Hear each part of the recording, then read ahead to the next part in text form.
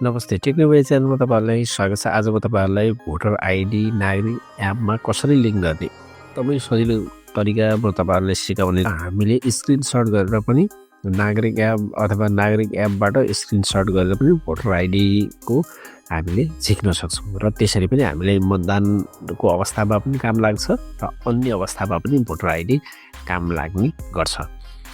यसको लागि म तपाईँहरूलाई एकदमै सजिलो तरिका सिकाउनेछु र तपाईँको यदि मतदाता परिचय पत्र नम्बर छैन, बिर्सिनुभयो र कसरी हेर्ने त्यो कुरा पनि भन्नेछु। भिडियोलाई स्क्रिप नगर्नुहोला, एकदमै महत्त्वपूर्ण भिडियो छ, सुरुदेखि अन्तिमसम्म हेर्नुहोला। च्यानलमा नयाँ हुनुहुन्छ छेउमा रहेको बेल अल थिच्नुहोला, लाइक गर्नुहोला, भिडियोलाई सबैले सेयर गर्नुहोला। आउनुहोस् भिडियोतर्फ।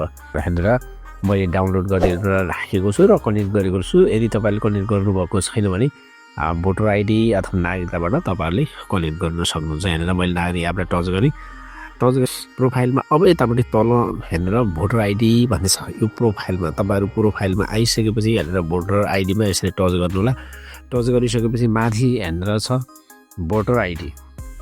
भोटर आइडी हेरेर लेखेको छ भोटर आइडी अनि भोटर कार्ड भन्ने छ। लिङ्क गर्ने हो हामीले हेरेर भोटर कार्ड नम्बर भन्ने छ। म हेरेर तपाईँहरूलाई अहिले राखेर देखाउँछु र मैले भोटर आइडी नम्बर अथवा मतदान परिचय पत्र नम्बर राखिसकेको छु। हेरेर यो प्रोसेसमा टच गर्नुहोला। यसरी प्रोसेसमा टच गरिसकेपछि हेरेर मैले ब्लुर गरेको छु।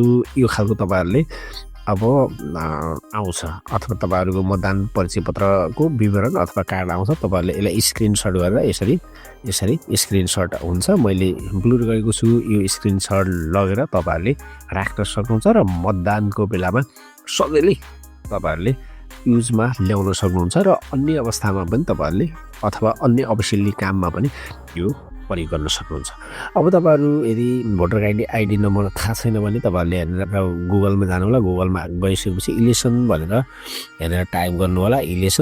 election.gov.np भनेर यसरी टाइप गर्नु होला। अनि हेरेर मैले टच गरिसकेपछि हेरेर वेबसाइटमा टच गरिसकेपछि हेरेर खुलिसकेको छ।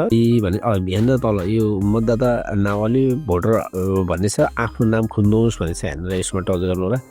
यसमा टच गरिसकेपछि अलिकति मतदाता नावली भन्ने छ, यसमा टच गरेर यसमा आफ्नो प्रदेश जिल्ला राखेर अनि तपाईँले आफ्नो प्रदेश राख्नु होला, त्यसपछि जिल्ला राख्नु होला। जिल्ला राखिसकेपछि अनि तपाईँको मतदान केन्द्रमा टच गर्नु होला। टच गरिसकेपछि त्यहाँ तपाईँको नाम हुन्छ। तपाईँले आफ्नो नाम सर्च गरेर त्यहाँनिर सबैभन्दा फर्स्टमा रहेको नाम मतदाता नावली नम्बर भन्ने हुन्छ, त्यसलाई कपी गरेर यसरी तपाईँले त्यही नम्बर लिएर नागरिक एपमा लिङ्क गर्न सक्नुहुन्छ। यसरी गर्नुहोला। यसरी तपाईँहरूले गर्न सक्नुहुन्छ सजिलै नागरिक एपमा मतदान अथवा भोटर आइडी लिङ्क गर्ने तरिका। हस्, थ्याङ्क यू।